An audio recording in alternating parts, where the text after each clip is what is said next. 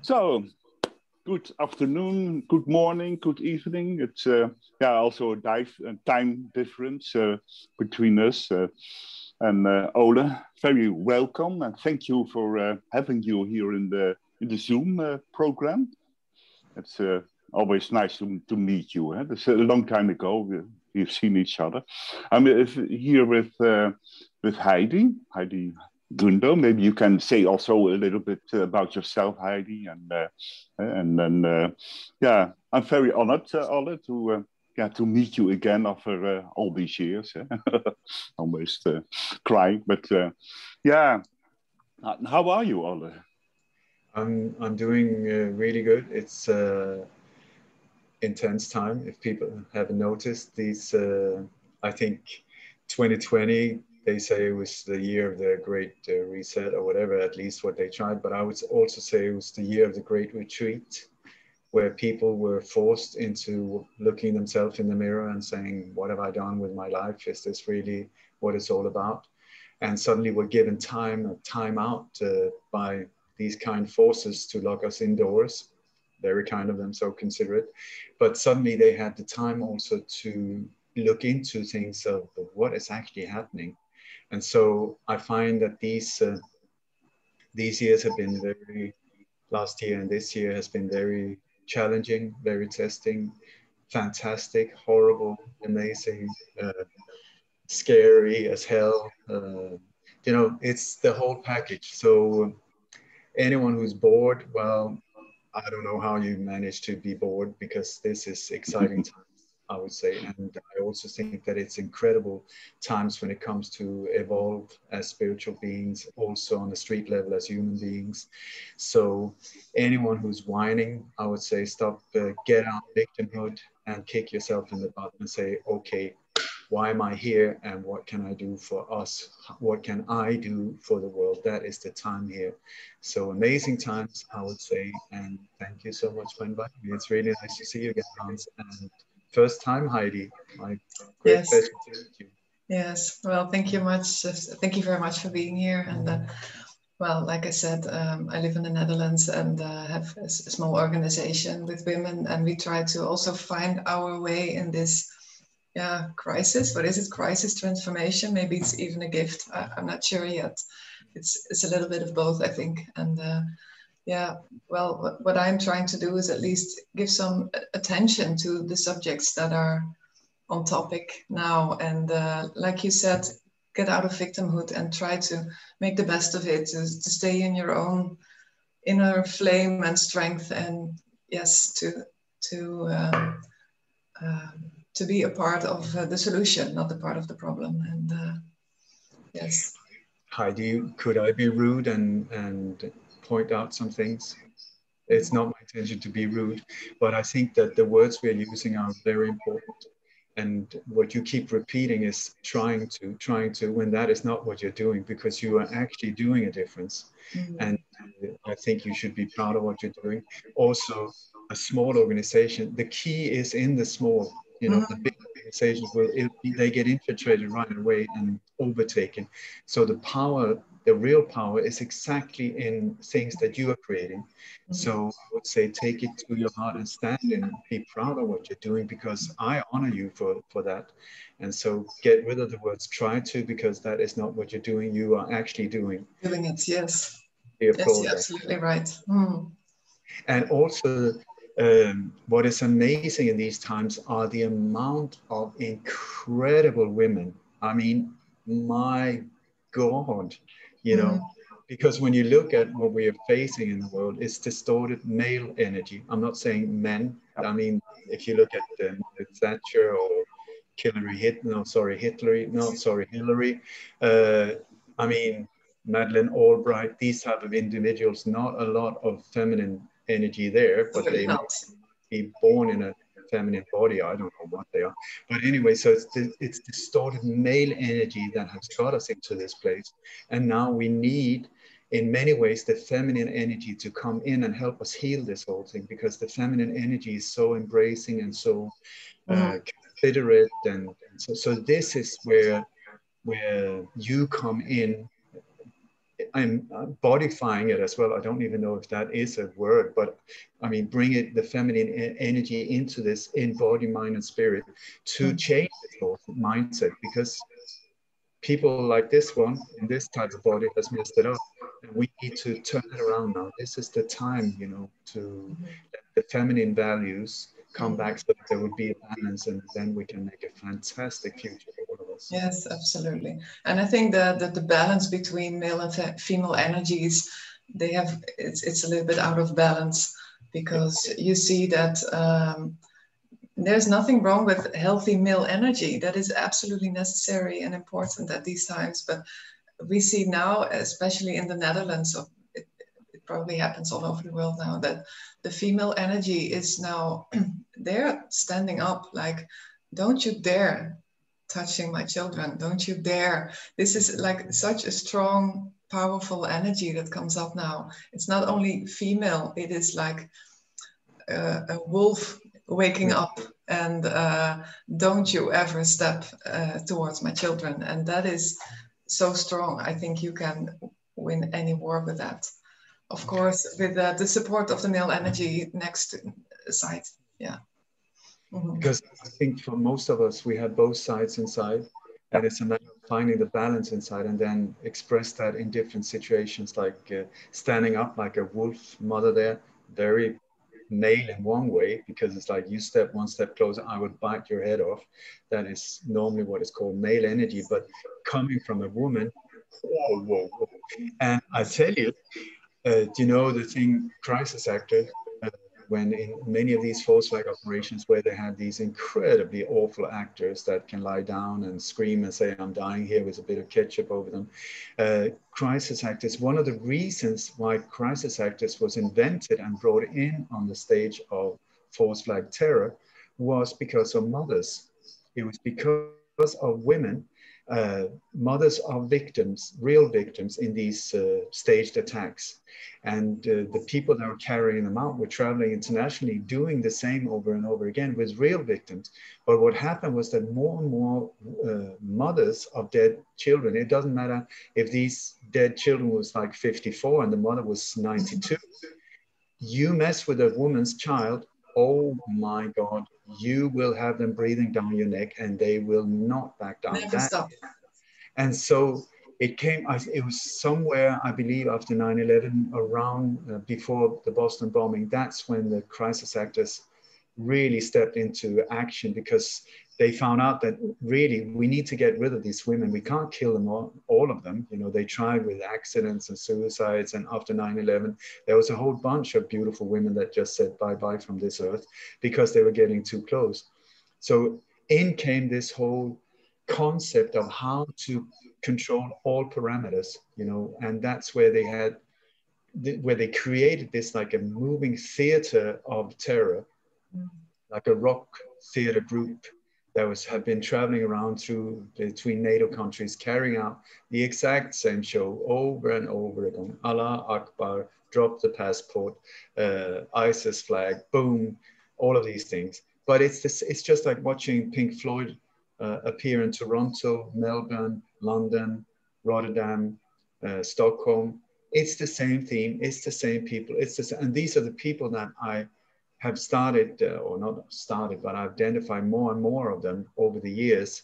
So it's like, come on, I know who's playing the bass. I know who's doing that. I know who. So it's like you can recognize, just like you can see Roger Waters on the stage in Montreux, it will be the same Roger Waters who's playing the bass in Melbourne, or maybe he's the drummer there, but it's still him, you know. So it's because it was because of women, exactly the force you're talking about, where they could not deal with them. That force is too big, so they had to move it over into a theater version where they could control everything, including the victims, including the doctors, including all of them that they needed to control.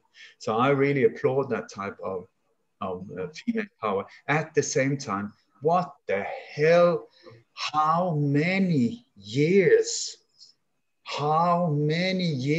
before somebody reacts? I mean, you live in Holland, you got Belgium, the Dutroux case. I mean, Holland and Belgium is the I don't want to say it. Yeah, I do want to. It's the butthole of Europe when it comes to yes, a lot it's absolutely true. And it's like, we know the castles, we know the places, we know what's going on. What the hell? Why is no one doing anything? Yeah. Locations that, you know, I've been trying from Spain to organize to know, let's just pinpoint these locations and put people everywhere, taking photos of vehicles in and out, checking all the registrations plate, identifying the people coming in and out, you know, finding, we could map this whole thing and neutralize it like this. The years passes on and on and on and on. Children disappears all over the place. I mean, when you hear of people coming out, giving testimonies of what's going on, it's like, oh my God, oh my God, oh yes. My God. Why is nobody doing? And in your country, it's just down the road. I mean, I know in other countries as well, but it's just down the road. It's yes. I can tell you now where some of it is going on, and it's sort of like I cannot accept that. No, you know, it's very difficult to accept that. So yes. Don't. No. Yeah, we actually did map it. And we pointed out the places where all those things happened and all those underground tunnels were, and there is a whole map, and still the outside world just doesn't care in a way.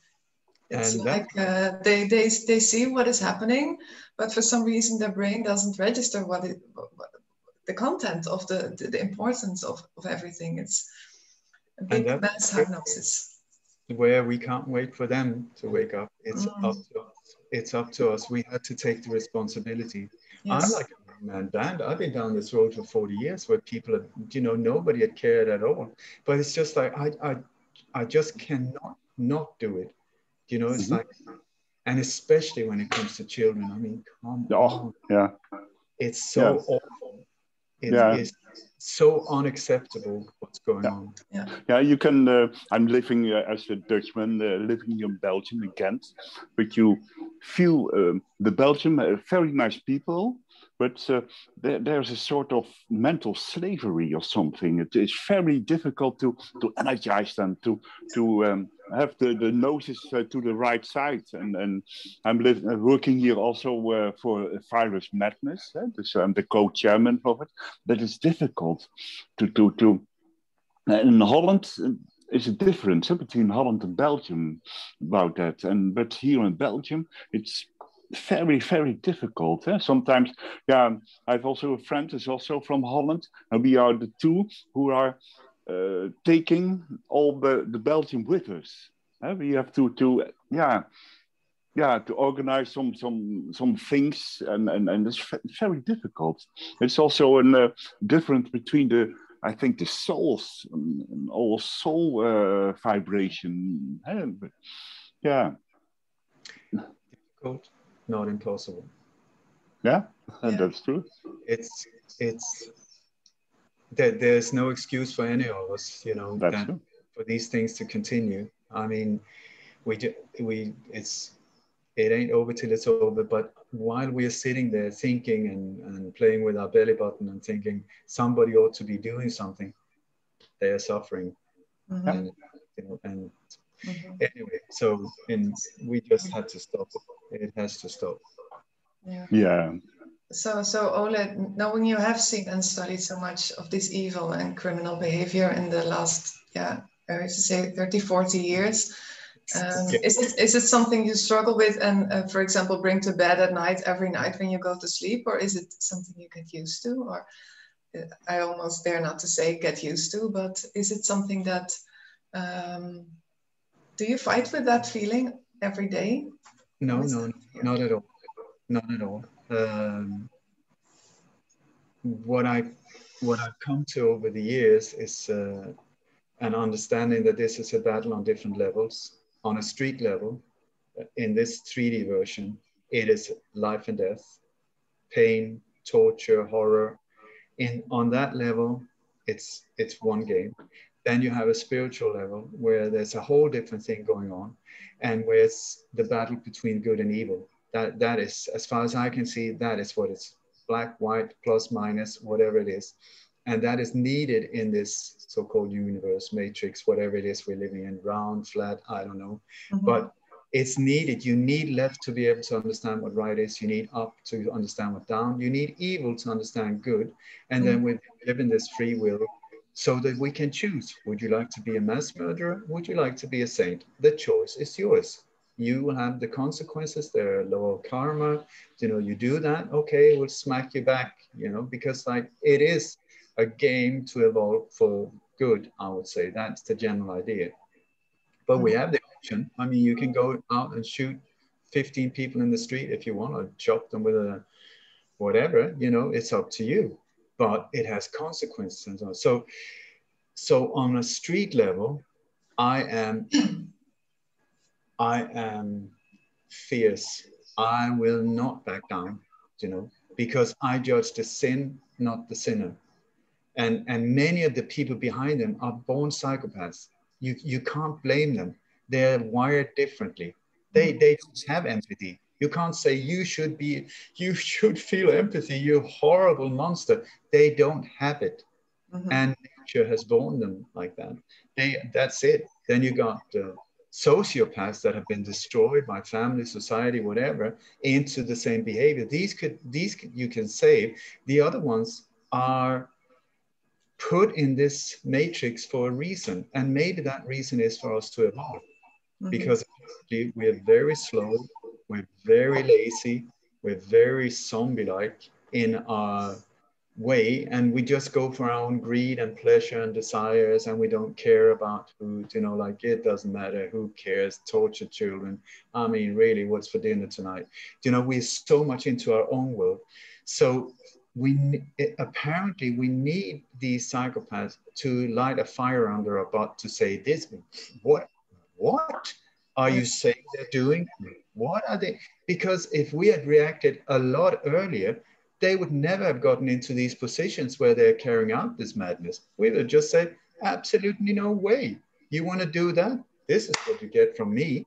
Go away and behave, or I'll put you on some island over there so you can play around with other psychopaths and do whatever psychopaths do to each other. Fine, you deal with that. Leave the rest of us alone. But we have not, absolutely not. No one has reacted. Oh, let's build capitalism, and I want a new house, and let's get a microwave oven. And in the meantime, these powers have just moved forward. So indirectly, on a higher spiritual level, we have to thank these individuals, because the bigger the asshole that you have in your life, the bigger a teacher as well. The worst of the worst are the biggest teachers. And that goes on a private, personal level as well. The people you have the most problem with are the ones that are your greatest teachers, if you choose to. Is it easy? No. Do I hate it? Yes. Is it true? Yes. It's like the ones you want to avoid, it's from there. They're pointing, they're pushing your buttons, saying, you are not healed there. You are still not strong there. I will keep pointing and pushing you until you heal. And if I say, well, bugger off, I don't want you in my life, and I kick that individual out, another similar individual will just pop up very nicely and say, try it again. Are you sure? So indirectly in this situation as well, Fauci, Gates, whatever you want to call these up, it's just another name of David and Goliath. You know, it's through all times we've had assholes like that carrying out horrible things to get us to react and choose sides. And the scary thing in these situations is that it's not black and white. There's a whole scale of what is choosing sides of, because you have freedom fighters and you have absolute murderous individuals. You got people that become jail wardens, you know, prison guards. You have people that become torturers. You have people that become underground movement resistance. There's all of these different roles in the spectrum.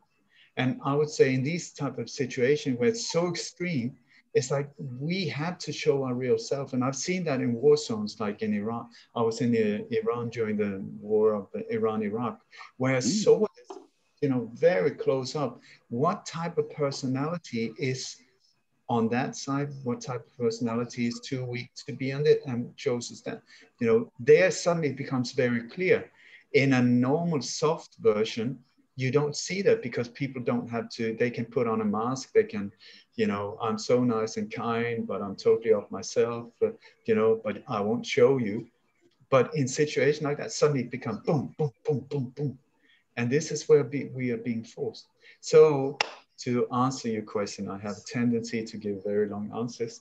I sleep very well at night, also because over the years, I've come to peace with that this might be my death, become my death.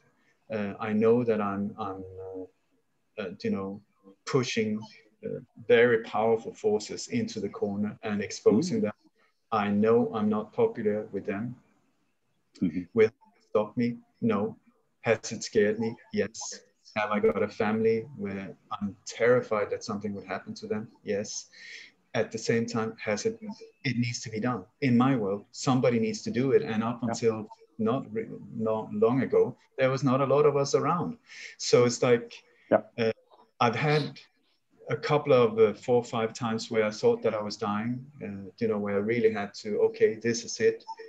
Thank you, goodbye, world.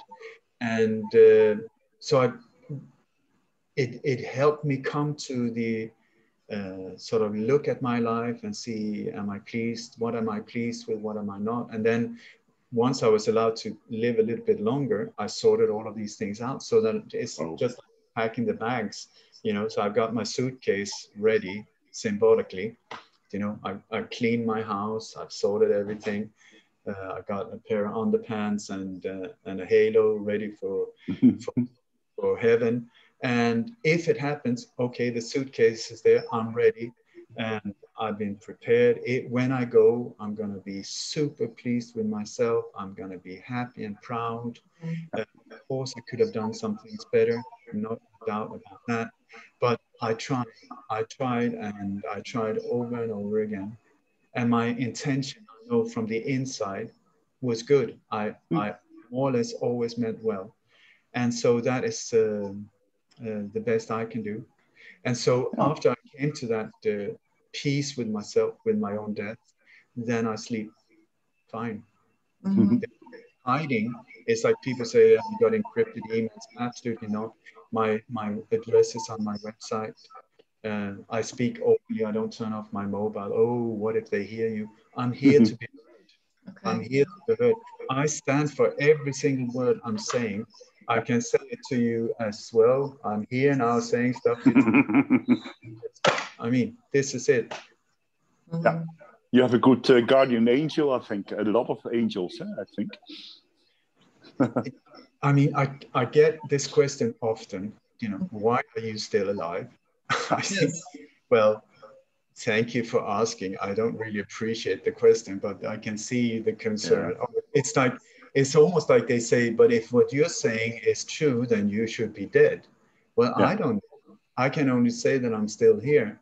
And I think just like David here, David Icke, I think it's the same thing there, where it's like when you are unknown, you are, and if you have a lot of information in just one head, very dangerous information for them, the chances of you dying at an early age is bigger than if you get the spotlight at you. The more spotlight you get at you, and the more you get it out there, then if something then happens to you, it will just confirm what you said and amplify it. And I think one of the worst things, or one of the things that they are the most afraid of, so-called martyrs. You know, you kill someone, you think you got rid of him, and suddenly they become a legend. I mean, imagine if David Icke died in a car crash. Oh my God, a real car crash. Nobody would believe that it was a car crash. That's true. That could start a global revolution that he tried his whole life to do as a living individual. Once he's dead, that could be it. I've seen in many different countries where they chop the head of some beautiful, you know, poet or musician or whatever, and they think, thank you, we got rid of that one. And suddenly, just like, oh my God, it becomes like a symbol for the resistance. Yes. And so that's what they fear. Mm-hmm. So Yeah. I don't know why I'm still alive. I'm very happy I am. But Yes. also when, I'm selfish. I would like to be here a lot longer. But it's, Mm-hmm. but it's also the times when I have received threats right away. What I'm in, it's intimidation. The thing I've spoken to since, and people with former CIA or agents and operators and so on, they say if you get a death threat, it's intimidation. If they want to take you out, they just take you out. But if they send, written stuff to you, it's just saying back down, back down. It's too messy for us to do something with you, so we try to scare you off. So when I receive threats, I just give them to my sweetheart Kim, and I say, on a scale 1 to 10, how bad is it? If it's less than 8, I don't even read it. Or if I get attacked, which is not very often, by somebody, and they go out publicly and say bad stuff on me, Kim checks it out. How bad is it on a scale of 1 to 10? Less than 8, I don't need to look at it, because I don't want to interfere with my mind, because I know if I listen to that, I'm going to be upset, because it's often from someone that you thought you were close to or something. It comes really often in a sad way, people you thought were your friends or whatever. So I don't want that to inflict my peace of mind. No. Wow. I don't listen to it. I know. I have a very difficult question about your life. How was your childhood? How did you become to what you are now doing? Did you had it at your childhood? You were very curious how the world was, or?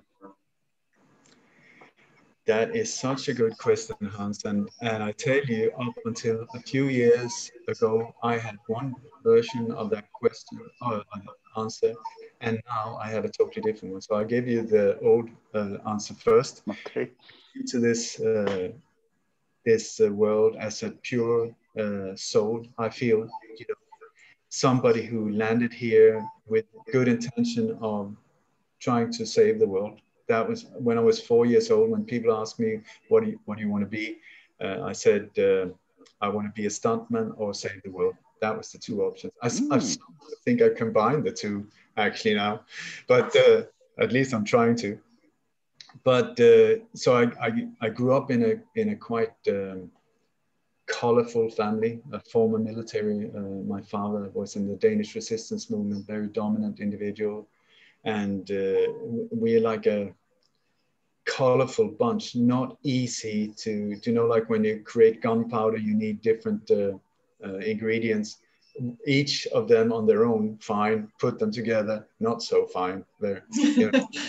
That was my background, and I grew up as a very soft, weak individual. At the same time, I was practicing martial arts and all kinds of weaponry from an early age. I had guns everywhere. I was like officially sniffing flowers and cuddling with kittens, but I was one hell of a gunslinger as well, and axe throwing, knife throwing, you name it. It was. So what was that all about? I was a super expert on historical Wild West and the gunslingers, also the Native American Indians, where especially the Apache and the Sioux tribes were very important for me. I got, this is Cochise from the Apache tribe, and this is He Dog from the Sioux tribe. I'm actually, one of the things that I'm most proud of in my life is that I've been adopted by the Apache Nation. But what happened, Hans, a few years ago was that my dad, who died in 1992, my mother died in 2013. And a few years ago, I had a dream, a very vivid dream, where my father came to me and said, the key is in the ring. The key is in the ring. And I was like, I woke up in the middle of the night like, the key is in the ring. The key, what does that mean? The key is in the, so I was like, that started me on a journey, because the thing was, my dad had a ring his whole life that I never really looked at. It was a silver ring with an amethyst in it. I never really looked at it because it was just part of him. And then uh, I had this hate love for him when I grew up. I hated him and I loved him. You know, he was so dominant and so unfair. And so I think many people recognize themselves for that. But anyway, the last 4 years of his life, we made peace. He ended up in a wheelchair, became a lot softer. And when he died, I was the one who was sitting next to him. Mm. And he died in a beautiful way in a hospital bed, beautifully. But the only thing he had on him when he died was his ring. And then that was the only thing I wanted to inherit from him, you know. So I got that ring and I tried to wear it, but it never felt good. You know, it just didn't fit me, but I've been carrying it with me everywhere, everywhere. And anyway, so when he came to, of, as far as my experience is that he actually came to me in a dream saying, the key is in the ring, the key is in the ring. I was like, what is it? But I knew right away what ring he was talking about. So I went up in the middle of the night, I found the ring and I started looking at it, and it's a US Air Force ring. And it's sort of like, what the hell is a Danish citizen doing with an American Air Force ring his whole life? That is not normal at all. And so I started looking into this more and more. Also, I was trying to find the year when this ring came from, because they have new editions every year from the US Air Force. And I couldn't find it because it was so worn, but it's somewhere after the Second World War, like in the early mid 40s up until around 1950, somewhere there, if I can spot it right. But the thing is, there's an amethyst in it, a purple amethyst. And when you look in what these different colors have different symbolism, you know, symbolizes stuff. And in the US Air Force, the ones with that exact stone are royalty or aristocracy. And we come from Farmer Brown. You know, it's like, what? So the more I started looking into it, the more it became more and more confusing, because I started checking out his birth certificate, didn't match up. The marriage certificate was very strange between my mother and him. They never wore wedding rings. His career, when I started looking into his career, there's about 8 years where he's just gone. He's nowhere to be found. And the thing was that he was in the Danish resistance movement in the Second World War during the Nazi occupation. And what happened was that in the end of the war, the Allies came in, and intelligence agencies like the OSS, that later became CIA, and MI6 went in and took control over the resistance movement while the war was still going on. And so they contacted people in Denmark and Norway, for instance, where they started a close working relationship with them. And then when the war ended, it seems like, I'm finding out now, that they were sort of headhunting the good people in these organizations. And what was later created, after NATO was created in 1949, by Rockefeller, is one of the power structures that is behind NATO. And NATO was the North Atlantic Treaty Organization, which was officially a defense organism, but it has turned into a terror tool, absolute terror tool. What I'm exposing all the time, NATO is involved, you know, and the CIA and Mossad, the same players over and over again. But in the Cold War, in the beginning of the Cold War, what somebody came up with, I don't know where the idea come from. I think it was Reinhard Gehlen, who was one of the German officers that was taken out from Nazi Germany through the rat lines, the Vatican rat lines, and then exported into the US and the South America. There was 1,600 of these very skilled individuals that was taken out and put in, just renamed, given new identities, and they continued to work with the exact same things. Everything from bioweapons to rocket science to intelligence agencies, all of that. It was part of OSS turning into CIA. It was also with the help of German intelligence experts and so on.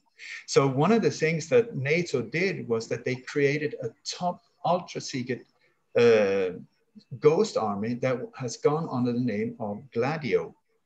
And this Gladio was, the idea was to, because at that point, the big threat was from the East, Russia, during the Cold War.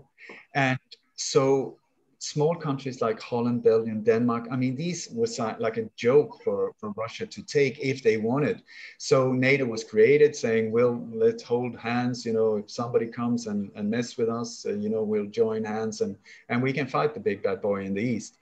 So this is where the Gladio network was created, because the whole idea was to create hundreds of small cells of up to 6 to 10 people in each, small organizations, just like yours, Heidi, small organizations that could not be infiltrated and did not know of the bigger picture, all of them totally compartmentalized, all of them equipped with weapons, with fuel, with maps, with landmines, with bazookas, machine guns, ammo, radio equipment, maybe I said that already, everything needed in a war situation. And then these were positioned strategically all over the place in each and every NATO country. And the idea was that should someone invade any of the NATO membering countries, then the top of the creme de la creme and top of the government, royalties, whatever, would bugger off to London. And then from London, they could just pick up a phone and say, activate, and boom, you would have a fully equipped, fully armed, strategically perfectly positioned resistance movement or army in position like this, boom. I mean, when you think of it, absolutely brilliant. I think, absolutely brilliant. So, but it had to be super secret. And this is where this was built up in absolute secrecy. And it was only in 1990 when there was a big scandal erupted in Italy when this was discovered. And then in Italy, there was more than 10,000 people involved in this ghost army, all the way up to the top of the top of the top of the period of the government and so on. And then the scandal started spreading NATO country by NATO country, also involving Belgium and Holland and Denmark, where it so turned out that the exact same scenario had been set up. And in Denmark, every country had their own name of this ghost army. So in Sweden, it was Stay Behind, which is exactly a very symbolic name, stay behind when the other one buggers off. And then they are the ones taking the heat. In Denmark, it went under the name of Absalon. Gladio is the Italian name, but also the overall name of this whole organization. And so after the Second World War, at the most 500,000 Danes were involved in the creation of Stay Behind or Absalon in Denmark. Super secret, super secret. And I'm now finding out that every single one of my family has been part of Stay Behind, of this NATO. And that my dad was recruited by NATO and has been a secret asset his whole life, most probably his whole life up until the day he died, possibly, and financed by the CIA. It's like I'm finding out such bizarre things. You know, the more I look into this, it's every single where we lived was because of this network. The neighbors we had was because of the network. We were living there because of the neighbors. The people that came and visited us was part of the network. Family members that I never was able to figure out. Uncle Tom, who the hell uncle? That should be sort of the brother of somebody. How no, but I never really got that understood. And my dad, he was the perfect individual because he was intelligent. He was ice cold. I mean, he had a very ice cold side to him. He was somebody that got things done. And I'm talking about brutal things as well. I believe that he actually killed people. Yeah. And, but what does that mean? If you're at war, you become a hero if you kill somebody. If you're at peacetime, you're a murderer. What the hell? It's the same act. So confusing. So, my dad was perfect also because he was not the top of the resistance movement. He was on sort of a level 2 type of thing. And he was a major. So he was not sort of like a front figure that would be known like a colonel or a general, something, he would have been in the spotlight already. But the people they were focusing on were people that came up there and their career stopped at being major around there, boom, because too low to notice at the same time somebody very skilled if they were good. And so it seems like in the early 50s that they were transported to the US at Fort Bragg, where they went through all kinds of education and everything from assassinations to building up all kinds of things. And one of my father's friends, I have a photo of him. It's a photo of two people. It's my father's friend. He's standing there in a full military thing with a helmet and a bush on top of the head. Two people standing, speaking to each other, standing, looking at something. It's not a group photo. It's not a part sort of amplification of one piece of a photo. It's a photo of two individuals. Do you know who the other one is? Dwight Eisenhower, the Supreme Commander of the US military forces and the President of the United States before JFK. Yeah. And so the more I've looked into it, it's 5 people that I've tracked down that was close to my dad. Officially, only 2 of them knew each other, but I tell you, I have tracked them. They were at the same places at the same time and the same background, the same setup. These people knew each other, I tell you. And one of them went as a dentist to get a dentist education in the US, but unfortunately he failed. And so he was a poor medical student and got a job as an elevator operator. Okay, sounds okay. Do you know in what building? In the same building as Allen Dulles, the head of the CIA, and John Foster Dulles, the foreign minister of the United States. In that building, he was the guy going up and down between the floors. I mean, really, really, you know, and Montgomery came to where all 5 of them were in one location, Montgomery from the, and then my dad was, there's all of these years that I can't find him. You know, that I can only go from the stories I was told when I was younger, and he was saying, yes, I did this, I did that, and so on. So I've been tracking him down. He's not there. He's not there. You know, he's not there. But I've got photos of him where he's got a uniform. Also, the way he's dressing is like intelligence officer. You know, it's not a military officer. It's more intelligence. And then somehow he, when he met my mother, he was living in a bus together with, behind a gas station together with his dog. In my world, that sounds a bit like a loser. I mean, that is not very like a babe magnet, come to my bus and I've got a dog as well. You know, it's like, that is not very fancy. And then what he's told us was that, yes, it was him and another guy that had this gas station, and they were really good at cleaning windows and filling up cars. So suddenly he was headhunted by Esso, which is Standard Oil, which is Rockefeller, yeah, and given a job as the head of Copenhagen over all of these gas stations, a major part of how the hell do you come from being a loser in a bus to the head of that? And then, because I remember when we were driving around, I was, you know, I was only a toddler, but I still remember some things, you know, and every single one that I remember were the so-called owner of, it was a franchise with these gas stations, you know, every single one of them were members or former members of the resistance movement.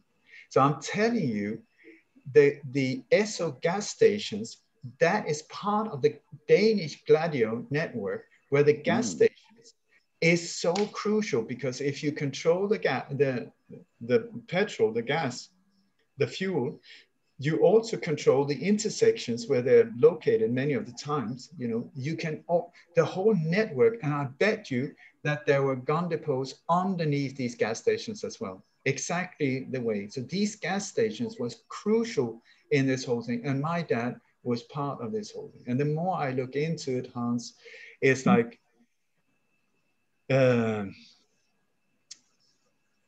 it might sound interesting, but it's also a family tragedy at the same time, because, you know, like I found, like, my dad had this, at the same time as he officially was a loser, he somehow got Chevrolet Bel Air 57, brand new in 1957. That is like me driving up in a super Lamborghini, you know. Okay, so bus, loser, dog, and a Lamborghini. What? And so that we have these photos of this, and he used to say it was only him and Elvis that had that model. What? And okay, so I looked very close at these photos, and my mother is in the seat, the front seat, and I got 2 photos of it. And in the background, there are 3 soldiers, uniformed soldiers, you know, with helmet and the whole thing. In Denmark in 1957, there should not be soldiers there because my dad had nothing to do with the military at that time. So the more I tracked it down, I managed to find the exact spot where that photo is taken. And that photo is taken right outside the entrance to what is now a Cold War museum, which is an underground, the most sophisticated NATO base in Europe at the time. It's 2 kilometers of tunnels, 22 meters underground on the east coast of Denmark, Stevns, where, you know, the thing was in the Cold War, the east coast of Denmark was frontline towards Russia because Sweden was officially neutral. Finland had already given up. So that, and I've never understood that. It's also the entrance into the Baltic Sea, you know, so very, very important when it comes to strategy, the strategic position. And people, I've taken a guided tour there. I've been down in the tunnels and very bizarre, you know, because I even found the exact spot where that photo was taken. And there's a tiny little white house on that side of the photo. That is where my father's boss in the Danish resistance movement was living, officially just as a farmer. And then you got like let's say 20 meters from his little farmhouse is the top secret entrance down into this NATO base.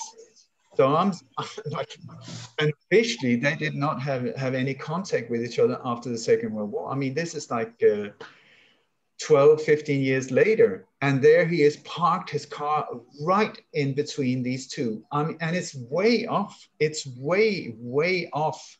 I mean, it's like you have to drive small little tiny roads and in and out, and there's a little farmhouse there, there's a little farmhouse there, and then just NATO's most super advanced spy base. And the guided tour I was given, the tour guide was explaining that during the Cold War, before Kennedy was killed, one of the first things he did in the morning, he said, any news from Stevns, which is that exact place, any news from Stevns. Then, now I even found like a dug down, what I believe is a weapon stash at the farm in Sweden. The reason we moved to Sweden was because of this whole thing, because I believe my dad was standing up against these forces when it was taken from being a resistance organism, really clever defense mechanism, turn into a terror tool in the mid-60s. And my dad stood up. There was a lot of people that died from heart attacks and stuff like that. And it seems like my dad evacuated us. I mean, we left Denmark overnight. We didn't even have time to say bye-bye to our friends. I was just a kid then. And it was the official story, well, your mother loves the Swedish butterflies and the Swedish forest. So, and we boarded. I mean, I cannot see how I could not, that I haven't noticed before now. But it's like, and we left like a villa that my dad was also given. I don't know where it came from. It was before I was born. Same with the car, and the villa just appeared like this. And so we were living there, and then we moved overnight out to a country house in the middle of absolute nowhere. I kid you not, 1 kilometer to the closest neighbor. Nothing. And the house was from 1778, and no water, no heating, nothing, no toilet, we had to pump water by hand, all because my mother really loved Swedish butterflies. Yeah, right. So, and it just goes on and on and on and on and on. And I'm in the process of finding out that I've even spoken to Cody Snodgrass, who's a former Black Op for more than 20 years under the CIA, carrying out all kinds of operations all over the world, and who's been in this business his whole adult life until he became a whistleblower and has now turned his life to trying to expose everything he can. But anyway, so I was super confused in this period of time. So I asked Cody, who's been living a double life for more than 20 years. Not even his own family knew about it. Not his parents died without them knowing that he had this double life. And so he said, describe them. So I described, and he asked all kinds of questions. And then after a while, he said, well, I tell you this. He's got a really low bass voice, like Wild West type of voice. I'll tell you this. Your dad was a spook, and so was your mom. I was like, what? My dad, I can accept that. He said, no, your mother as well. Whoa. You must be kidding me. I mean, what are you saying to me? What are you saying to me? How old were you then? When I found out? Yes. It's only 2 years ago. Whoa. It's only 2 years ago. I'm still in the process of finding out. I had no idea. No idea. So what Cody said, he said, listen, look at your mother. Was she beautiful? I said, yes. He said, that's typical as an asset, honey trap. Beautiful women have always been used like that to extort information or get people in back and ambushes or manipulate or whatever. And also he said, your mother spoke 5 languages, correct? I said, yes. She was very good at translating. Yes, that was her whole life. She had all kinds of skills when it came to, these type of things. And also, I found documents that she was like a German correspondent. Stuff like, no, she had a beauty salon. I don't think so. It's like all of these things. And so when I look at the other 5 people that I'm tracking down, all of their marriages, very bizarre, because there was not a lot of feeling there. They were assets put together as a couple. They were chosen and volunteer. I don't know how, but like we are now creating a family as a shop window. And I grew up as the perfect family. We kept hearing that we are the perfect family. We're the perfect family. No, but what Cody says, us, the children, were brought to this world as part of a cover. And I would explain why my dad was not very much into kids, and very often there was like this bitterness about him lose his whole life disappeared because of us indirectly and stuff like that, because he's saved us, I would say, if I interpret what happened. I haven't gone into any great detail here, but you will see that he really negotiated for our lives to keep us out, because otherwise they hit the family and the asset at the same time, to destroy them, or they destroy the family to control the asset, So, but what happened was, instead of, it's a long story. So to answer your question, like I said, I have very long answers, is that I think that I was born into this world living a double life that I was not aware of, but becoming very good at noticing when I was being lied to, or when things were not what they were being said out loud, manipulation, strange things, strange relatives, strange, why are we going on holiday here? We was going to go swimming, but where did Dad go? He went to get a newspaper. Hours later, he just appears from down a tunnel. Like these things where, as a child, I think they don't really notice, they don't see you as a problem, when you're too small. But now, when these memories are like, but I'm putting the thing together. And also the stuff that he left behind when he died are from all kinds of, like, some of it was from the Thule the top of the top of the top secret spy bases on the northwest coast of Greenland. We have got an old desk from that Air Force base. How the hell did that end up in our house? It's like, what? And we got like a big, what do you call it? It's like almost like a periscope, not from a submarine, but from a warship. And Yes. it's a German warship. And so how the hell did that come? But in the Second World War, there was this German warship that was damaged. And what Denmark did was that they took over it and got it into harbor, and they chopped it up in small little pieces. But what they did was they took the cannons and some of the equipment from this warship and brought it to this top secret spy base to protect it.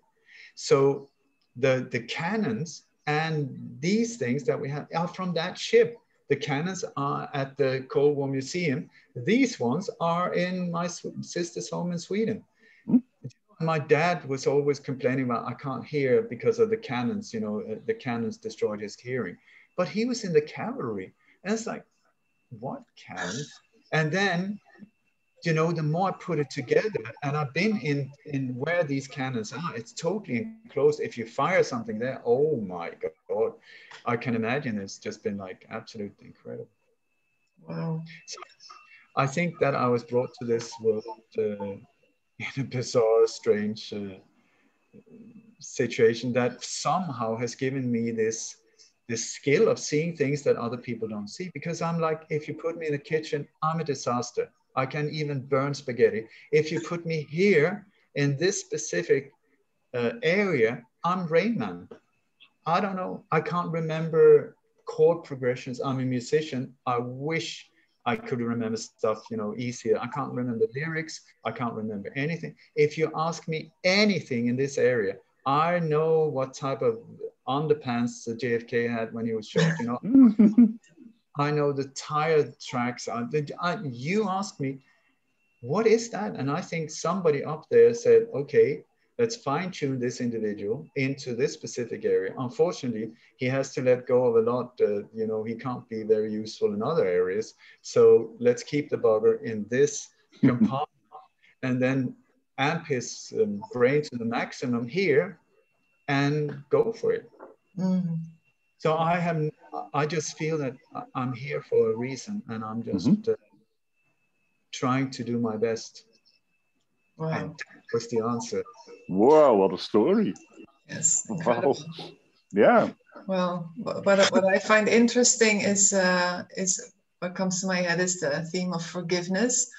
I can imagine that maybe you are also angry or disappointed in whatever way, and that you seek for forgiveness for what happened, what your parents did, and that you never knew about it, and you only found out about after they died. And I heard you in another podcast speak about Mahatma Gandhi and him being capable to forgive. And I always admired Gandhi since I was a young girl. He was so different in his energy and his kindness and non-violent attitude. And I think it inspired everyone, but yet I also find it difficult to stay in that state, especially now, although, yeah, I know it's best to align myself in that quiet and patient state of being. But I also feel frustrated when it sometimes, all those negative energies go through me, especially now in these times. And I think it's also part of those archon energies and frequencies that step in. And what I wonder is, are you able to forgive what happened, and or is there still frustration and darkness that needs to be purified because of what happened in your childhood and because of what you are doing now in your life, in your research? Anger has not been such a major part in my setup. You know, sadness, depression, that's a different one, but that has been dominant. I don't know. I think it's just different avenues of the same. It's the same direction, but different levels how to deal with it. And so when it comes to, if you ask specifically about my mother and father, it's more confusion, because I feel that you know, especially since they were in that car before I was even born, outside the entrance, and my mother is there as well. So that means that every single conversation we've had, every, you know, every time when they've said, we listen, you kids need to leave the room, we have to have some adult talk, which was standard many times. What were they talking about? You know, and like these things that we grew up quite poor, and then people could come, you know, they just appeared, and suddenly I saw my dad give them a stack of money like this. You know, there was this like, what, and confusion, and so it's, but also I used to dislike my father in many ways, you know, because he was a bitter, he was grumpy, he was um, you know, his temper was ruling the family. We had what we called you know, like I don't know how to say that, dictatory, you know, like it, not dictatorship and not democracy. We could do anything we wanted as long as we did as he said. You know, it was like, he was a one ruler, and there was no way that we could get around that. And extremely frustrated. And his answer was no for no. There was never room for explanation, discussion. No for no. That's it. Boom. And but now I'm starting to see also that I feel a lot more gentleness towards him, because now I understand, you know, that there, at times he was armed. He had a pistol, and we were living out in the middle of nowhere in Sweden. Why would you walk around with a gun? But now you know, like at one time I remember when we were kids, there was this boy that came from East Berlin and stayed a summer with us for no reason. And I'm like, my parents have never been, yes, let's help the poor, you know, children in East Berlin. I believe now that something was going on in East Berlin. Maybe they took the child as hostage to do, and then it was just sent to someone. You take care of this kid, just feed him, hold him there until we're dealt with this, and then send him back, or maybe take him out, whatever. I don't know, but so there were all of these strange behaviors from my dad's point of view, where I think that he was forced into them many times. Also, I think that you know, when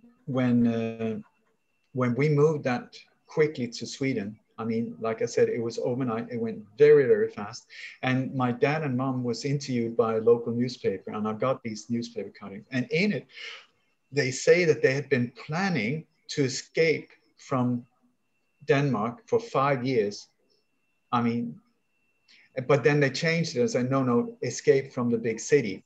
But they say, it says exactly like that. And then he changes to the big city. The reporter wrote exactly what he said. And I found that really interesting, because that means 5 years that they've been trying to get out of this network, because they've been feeling something is weird, things are changing. And then when we left, it was a member of the former member of the Danish resistance movement that drove us to Sweden. My dad stayed behind and was dealing with his bosses from Esso, Standard Oil, Rockefeller, I think Gladio. And where I believe that he was dealing with them, this is what Cody also says, that he was negotiating for his life and us, the safety of us. And he said, what they had done, he said, this is standard procedure. He has to corrupt himself so that they can control him to be able to stay alive. So he said, they would have done something, they would have got him to do something so that they could at all times control him if he would get out of order or whatever. And that would then make us survive. We didn't even know it. We were out there busy following butterflies and smelling Swedish forest, you know, like. And so what I've tracked down, and just a few days before we left, there was a woman in her 60s that was murdered just 300 meters from where we lived, at a gas station. And this gas station was in a very, very crucial point. It was the entrance to the international airport of Kastrup of Copenhagen. Very, very bizarre airport. I tell you that there's so many weird things going on there. And we lived like we were the second villa from the airport. I mean, we and the airport, it was like, boom. That was also the villa that was given to him. But I believe that that is still, it's a cold case, that murder of this woman. But she was the owner of this gas station, and she was wealthy. It was a gas station that had been going handed down in her family. And I believe she did not accept to sell, or she would not be forced to do anything. And I believe that this network really wanted to control that position. And after that, also after her death, it was taken over by this network, you know. So I think that my dad was forced to go there and try and force her to give it up. And maybe she died when he tried to force her, or that he was there to kill him, that he was forced to kill him. And that hammer that she was killed with my dad's fingerprint, was then put in some safe somewhere, saying, "Dear Mr. Dammegård, we got you by the balls. You behave or else." And if, so his whole life, there was this bitterness around him. And in Sweden, what he did there was to build up a Swedish part of the network there, because every single one of the farms around us was bought up by people from the Danish resistance movement, and a Swedish spy as well. It's unbelievable. I mean, I'm in the process of soon writing a book about this whole thing, because that I've been going on tour many times, and on some of these tours, I started talking about this. And in the audience, multiple times, people have stepped forward saying, "My God, you're describing my life. That is my grandfather. That is my father. That's my aunt. That's my..." And so somebody said to me, by you sharing your story, you're helping to heal hundreds of other, because so many people in Holland, Belgium, all of these NATO countries, it's the exact same scenario, the exact same secret network. And then in the mid-60s, this whole thing was turned into a terror tool, and you were very close to, you were among the first targets to be hit with the Brabant gang. Do you know, when they were driving around shooting people in supermarkets? That was one of the first actions by Gladio, where they turned, it was the CSA's strategy of tension, how to inflict pain and fear into the population by random violence. It had to be random so that it could affect anyone. That's why they hit absolutely innocent people in supermarkets, train stations, the Bonner train station. So many of these alleged terror groups, you know, Baader Meinhof, the Red Army, absolutely not true. It's Gladio. It's Gladio. And this is what I'm up against to this very day. I go on location, I think, oh, it's Allah Akbar, you know, here and there. No, absolutely not. I go on location, I'm up against the same forces. And so indirectly, it's almost like I am part of a generation who are here to heal what our parents' generation, how they damaged us. And now there's another. So I'm really in a very interesting situation where I'm friends with, for instance, St. John Hunt, who's the son of E. Howard Hunt, who is directly one of the key players in the JFK assassination, and also whose mother was murdered by Richard Nixon.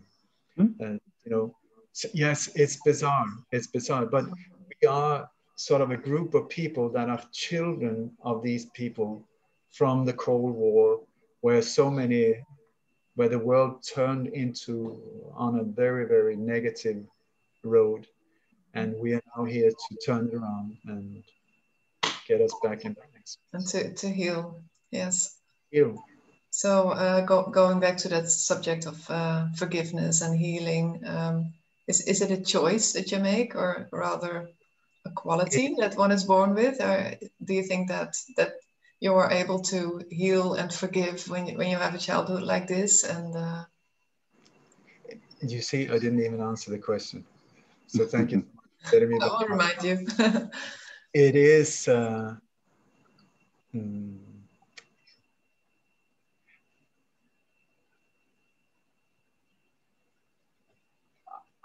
I think you can't do it in your head. You cannot do it in your head. That's true. It is. I wouldn't say a skill, but I think you get better at it the more you practice it. And in one way, it's a totally selfish thing, because I mean, I can hate people, you know, that are even dead. I mean, I've, I've been going through a lot of things that would be what people could call traumas. I don't like the word trauma, because nowadays it's like a trendy word. Well, I was traumatized this, I was traumatized. So I don't use the N word, I don't use the F word, and I don't use the T word, which stands for trauma. I see it as traumas are very intense experiences that are charged with a lot of emotion that can be used for something incredibly powerful if you choose to get out of victimhood and turn it around, or it destroy you. And traumas is I'm still healing. Still a victim. Yeah. It's a tricky one. But one of the ways out of it is by forgiving. And forgiveness is, it's a tricky one, because it's multi-layered as well. It's like an onion where I think I've forgiven, and then it comes up again in a different situation, and it comes up. So, but I think that I've been blessed with having a personality where hatred is not very dominant and anger is not so dominant, where sadness and depression is easier to deal with when it comes to forgiveness. If you hate someone, it's a very extreme to get over to forgiveness. But like depression, that is sort of like a soft, pink and fluffy version of the same way of reacting. So what I can tell you is forgiveness is the way. It is the way out of it. And this is also the more you become up on a spiritual level, where you see that really, had I not been traumatized by that, I wouldn't have been so understanding and feel some empathy for this person who is suffering over there. You know, so it's like you can see it as a scar, but you can also see it as an incredible lesson if you manage to turn it around. But victimhood is the one that makes the difference. If you're a victim, you're powerless. Yes. And you're blaming. They did that to me. They did. That's true. They did. But so what? I mean, I'm not talking to people and say, you know, get over it. That's not what I'm saying, because I know, I mean, after all of these years, I'm still dealing with things that happened like 40 years ago. And like, come on, how many workshops, how many therapy hours, how many things, and still, it's like, but it's like my sweetheart calls me a work in progress, and I agree. So, yeah. Well, long answer, but it's not easy, and I think maybe we all have to do it in different ways. And what you have to do is you have to face the shadows. You have to face them. You cannot avoid them. But the beautiful thing with fear and shadows is that behind the fear, behind the shadows, there's a door.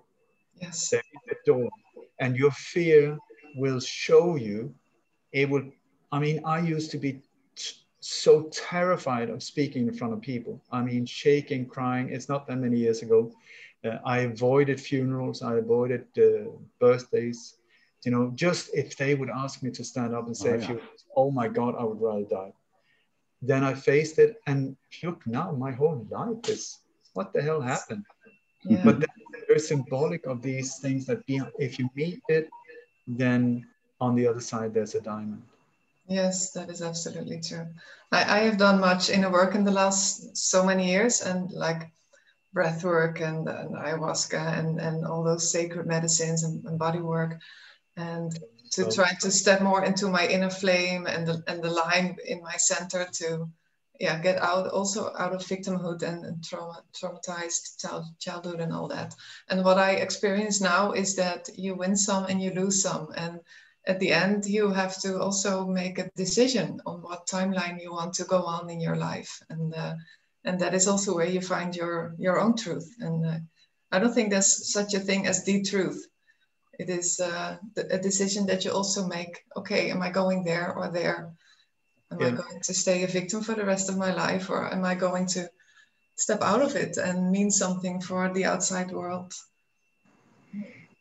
It's victimhood is wonderful. I mean, I used to be a super victim. But the thing is, after a while, people get bored. You know, it's like, oh my God, are you saying the same story again? Really? Really?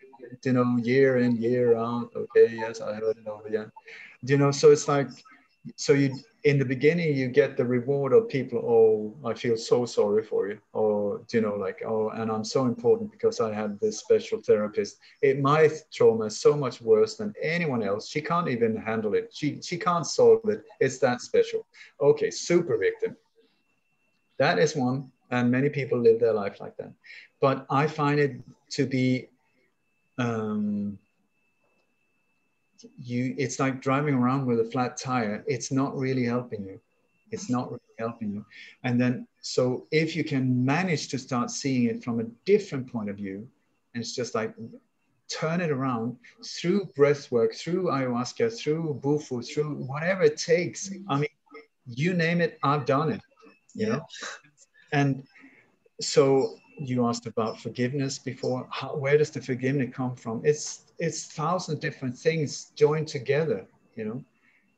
And then other people choose, no, it's uncomfortable. I don't want to look at these things. Okay, fine. But then it would be harder for you maybe to forgive. And then it would be a lot easier for you to stay a victim. And you would be pretty useless to yourself and other people around you as well. And also the worst thing with victims is that you pass it forward. If you are a victim, you would give that state of mind to your children, or you will, to be a victim, you need somebody to be the perpetrator, and then you will turn people around you into saying, oh, they're the bad boys. He is doing this to me.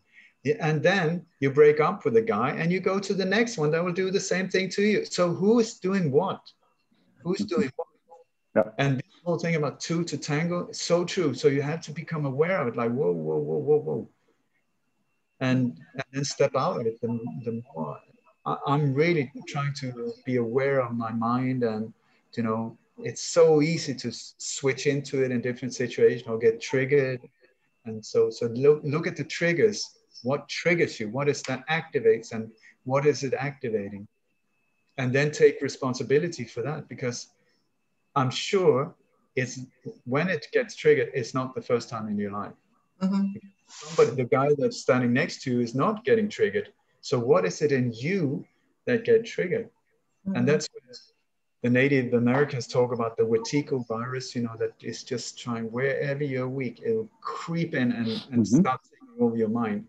So you, instead of, like, when you get triggered, in one way, we should be grateful. Thank you so much for being an absolute pain in the butt. I now see, I feel it. You said that horrible word, and I felt, I'm starting to, where's the trigger? It was somewhere here to the right. Can you please say that again? Please insult me again. And then, okay, got it. You know? And then the next time that person says something to you, if you've dealt with it, you will not be affected the same way. That's the opposite of being a victim. So you hate that person or see him as a teacher, and not easy sometimes. Oh. Yeah, that's true. What to do? Yeah. You can see now there are a lot of people are feeling victimized, but now it's happening. But did you expect what now is going on worldwide? COVID-19. Did you expect it? But I could go on like for 6 hours now. But no, I did not. But I do believe that I was a very big part of stopping a plan that was much, much, much bigger than Corona. Yeah. Corona, the way we see it now, is a soft and pink and fluffy version. It was meant to be so much bigger. And please, if I can just refer to, if it's still up there, because I get shut down everywhere for hate speech, go figure. It's called Ola's Most Important Video Ever. And in it, I describe what I stumbled across and how I and many radio hosts around the world helped me expose a massive, massive plan of 39 coordinated attacks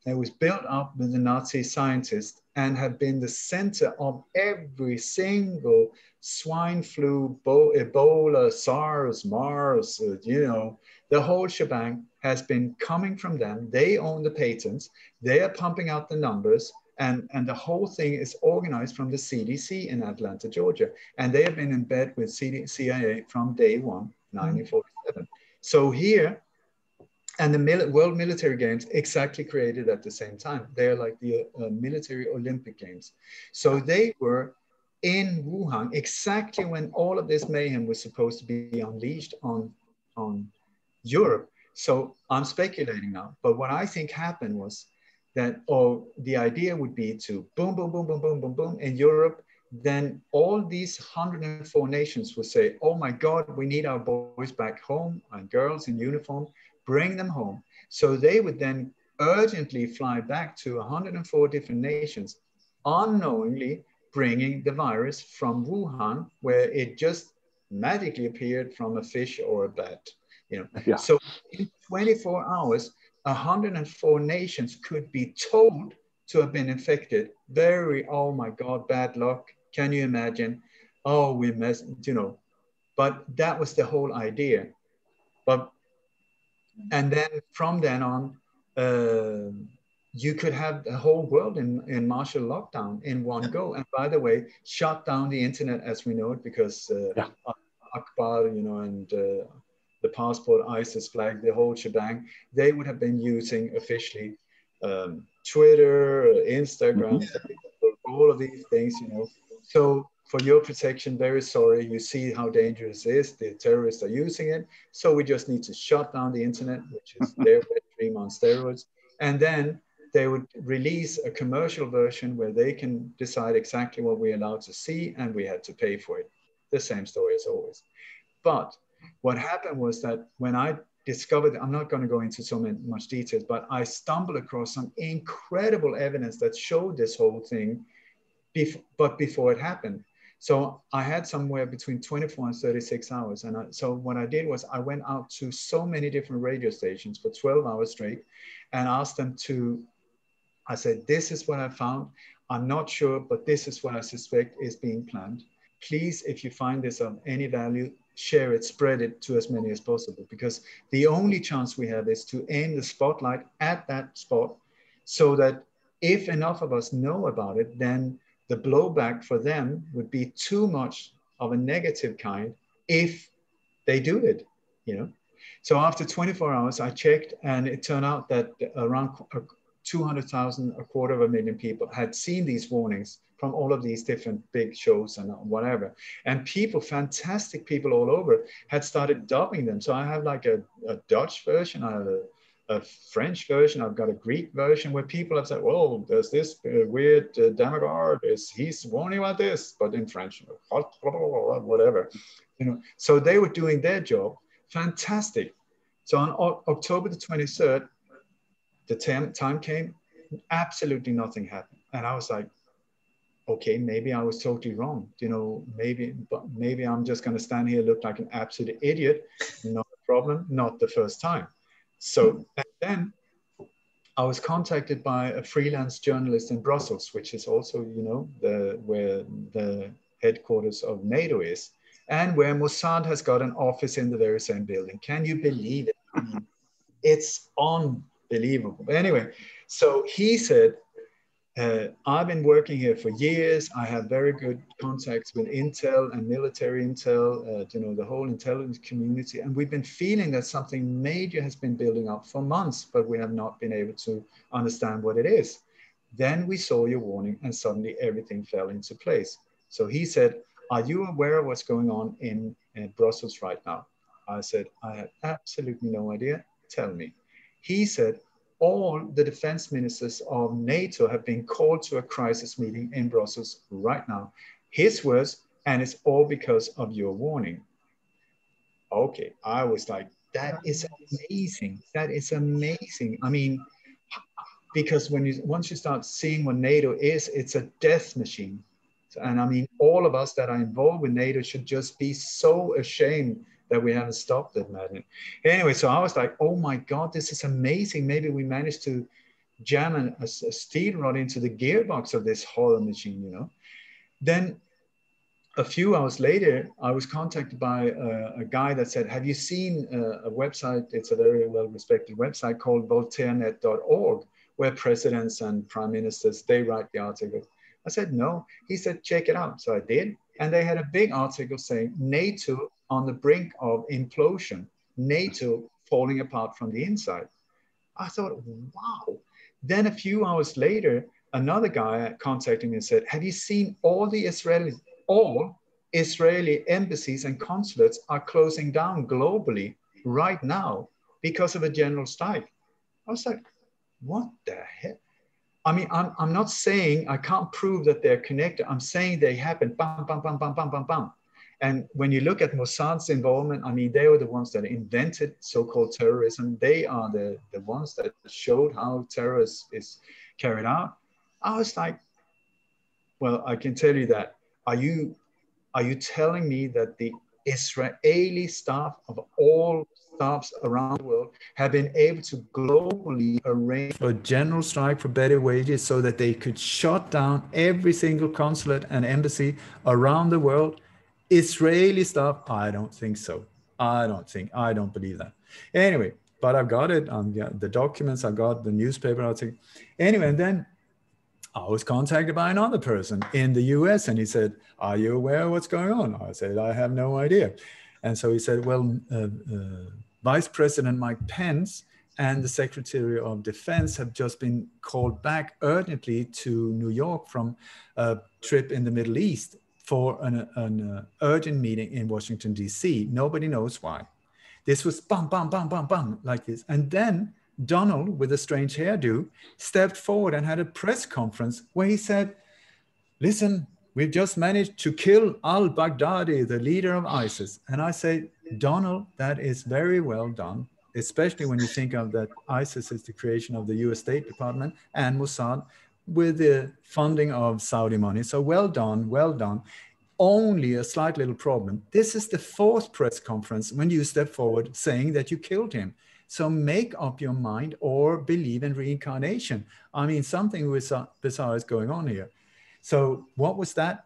I don't know, but to me, it smelled a lot like a diversion, you know, suddenly too much attention going on over here. Boom, look over to the left, you know, buy Greenland, build a wall to Mexico. What is that? Diversion, I would say. I mean, it's like the whole world looks that direction. So they managed to kill al-Baghdadi for the fourth time. Well done, well done. And then Jens Stoltenberg, the former prime minister of Norway, who is now the head of NATO, had a press conference. And that job he was given for his part in the mass shooting in Utøya in Norway, that I can guarantee you, he was very, very vital in that plan. Not that he was doing the shooting, but the whole thing. And so he had a press conference. It only lasted a few minutes. And he was talking like this. Welcome to the bed. That is not how he speaks normally. This is what he sounded like. He was shitting himself. Sorry, my friend. Something major was going on. All of these things happened. Bam, bam, bam, bam, bam, bam, bam, around these days. What I was not aware of was 5 days earlier was the event 201, where the whole thing, and I believe, just like I said before, that all of these things were meant to be coordinated. So absolute mayhem, including starvation and earthquakes and radioactive downfall from Sweden coming over Europe, you know, all of it claimed radioactive downfall. If you control the media, you can claim whatever. How many people know radioactive downfall? You will be dead if you walk outdoors. It's a perfect one. You know, how many of us have got Geiger meters at home? Tick, tick, tick, tick, tick, tick, tick. And not a lot, you know, so you can just say. And but anyway, so what I believe happened, I'm speculating now, but how I think that these things were connected was that due to this exposure and the stopping of the mayhem part of it, NATO had this crisis meeting, all of the defense ministers, and what was decided was there's too many people aware of this. It's going to be absolute so negative, the impact. If we push the trigger and 250,000 people are standing watching us when we do it. It's like, this doesn't work. You know, all of these type of operations is only efficient in the dark. It's the same with all type of criminality. It's only in the shadows that they can pull it off. So I believe that a decision was taken to stay under the radar, wait till this blew over, and then wait for a diversion for the world to look the other way. And then the only thing that they had left was the virus. So what better diversion than Christmas and New Year's Eve? You know, so everybody forgot about everything, and suddenly everybody was involved with Christmas presses and Happy New Year and getting drunk and a head over. And so when was the first case of COVID or Corona? The first Corona case, January the 1st. January the 1st. Now they say, no, there were cases in October. That was not the first story. On January the 1st, I think interesting date as well. Boom, that's when they released the but then the whole thing that has come and hit the world has been so weird and so soft and so strange, and the numbers and nothing makes sense because the whole mayhem part was taken away. That's because we were not supposed to even look at that. The virus was only there as part of the operation, and the virus was only there to get us to take the vaccine. And the vaccine was there from day one. That was this whole thing about them working day and night. Really, let me sleep for a while. It's absolute bullshit, to say it mildly. It's problem, reaction, solution. Yes. So the same, but the solution was there from day one. The so-called vaccine, which is a super biological weapon that the world has never seen anything even close to that horror. I mean, when you look at what's in that, oh my God. So how to get the world to accept, to take it? You need to create a massive problem to be able to do that. And that's why this whole thing was created. So the virus has never been a problem. Fear has been the real virus. And then the vaccine is the weapon that we should avoid at all costs, including the PCR test. Because now more and more is coming forward that the PCR tests are part of the problem, that they are actually infecting you as well with all kinds of horror crap. Horror. Wow. So that was a little story for you. Yeah, that is massive information. Wow. Yeah, but I have a question. How can a government, like the Prime Minister of Holland, how can they believe this? No, but they don't. They don't. Oh. Not at all. Come on, Hans. Yeah. What do you think? Do you have to believe anything to be corrupt? No, it goes under the name of Agenda 21. That's the whole, the code for how to get everyone to stay in one line. Agenda 21.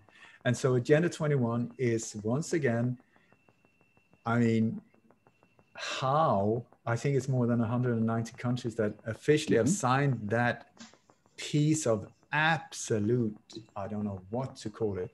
Agenda 21 was created. The architects of that was another Prime Minister of Norway, who was also involved in the blowing up of the government building and the mass shooting out there, Gro Harlem Brundtland.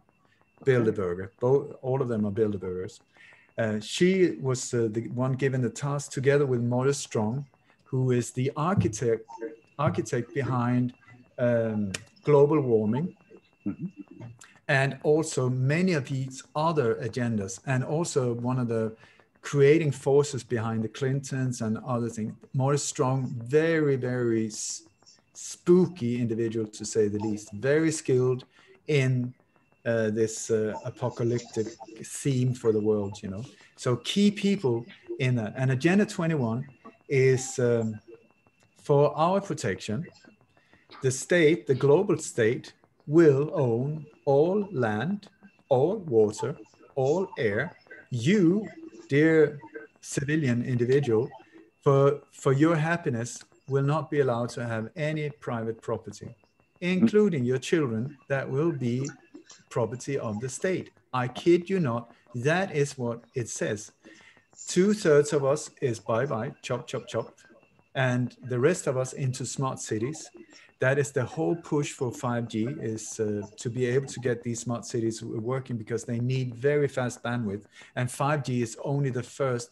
5G is a whole different ball game than 1G, 2G, 3G, 4G.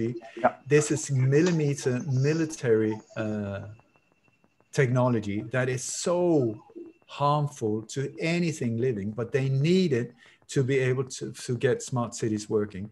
Because what they're pushing, and we're talking about the New World Order agenda here, it's just called different names. So now it goes under the name of the Fourth Industrial Revolution. It's the same shit anyway. It's the same crap.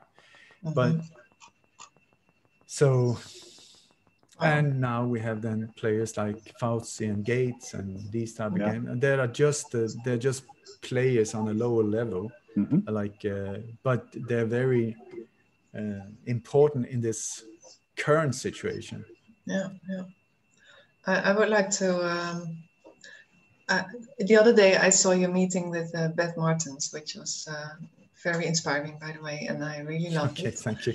It was very nice, and in that conversation, so nice, yes, she's a nice person, but the conversation was very special. And in that conversation, you said that we would soon transcend the situation around traveling with COVID passports and all that weird stuff in not so long time. And would you like to say more about that? Because what you meant there, I noticed that I sat straight in my chair when you talked about it, but it was very short. And I felt hope when you said that, and you seem so optimistic. But it's also a massive problem that we have here. So do you think that there is some sort of way out in a short term or maybe mid-long term? Read my lips. I have no idea. That's from my mind. Read my heart. Absolutely not a problem. Absolutely not a problem. How is it going to do? And this is, I don't know how you interpret that I had a solution, because that I don't. But no, not really a solution, but you said we're going to transcend that. So I felt like, for sure. Yeah. It's like there's been, if you look at what's going on right now, it's management by fear. It's the same as the mob uses. It's the same as all organized crime has been using forever, and military powers, dictators, whatever. They try to scare us into panic mode. Yeah. And if you control media, you can tell anything. You have to do this, or else what? Or else what? The thing is, so at this point, I would say that thanks to so many people becoming aware, I don't like this awakening thing, because I know for sure that I'm asleep in certain areas, but I am pretty aware in this area. So more and more people are becoming aware of what's going on, which is a massive problem for this dark empire that have been sitting there playing with their belly buttons and just thriving in their own greed and desires, and being able to pull it off without anyone noticing. Now suddenly millions of people are becoming aware on a daily basis. How are they going to stop it? How are they going to stop it? So they have a problem, because if they press too hard, they have uprisings, they have revolutions going on. If they don't press too hard, it's too slow. We will, because when you look at it, they're in the thousands. Really, they are in the thousands. Okay, they are in key position. They're still in the thousands. We are billions. We are billions. So how do they control us? I would say that most of the things that have given you concern about the situation has been given to you through a black screen in front of you. It's not from you walking out in the forest, seeing stuff that is scaring you. It's not through you look out the window. That's not what is scary. It's information being pumped digitally at you through a sewage channel known as media. Yeah, but it's alternative media. So controlled opposition, who can you trust? Of course, they will infiltrate that as well. So the whole idea is to get you fearful and where they can control you. And I heard this fantastic presentation the other day of a Swedish guy who said that it's 3D, 4D, and 5D. He said that in 3D, where we have been living for generations, many, many generations, We believe in government. We believe that these forces are there for our good. We believe the police. We believe all of these things. We believe that people like myself is absolutely mad and crazy and saying bizarre stuff and should be stopped and put in some mental institution.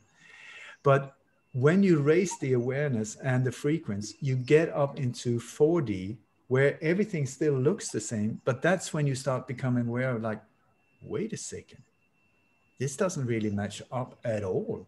I mean, children protection services, and they're kidnapping children and stealing children. I mean, what? And that guy who just just lost like $2.3 trillion, and then suddenly his career is going upwards where you would have been fired had you parked your car wrong. Do you know, like, it doesn't make, and this is where we start becoming aware of something bizarre is going on and that everything is upside down. It's actually 180 degree upside down.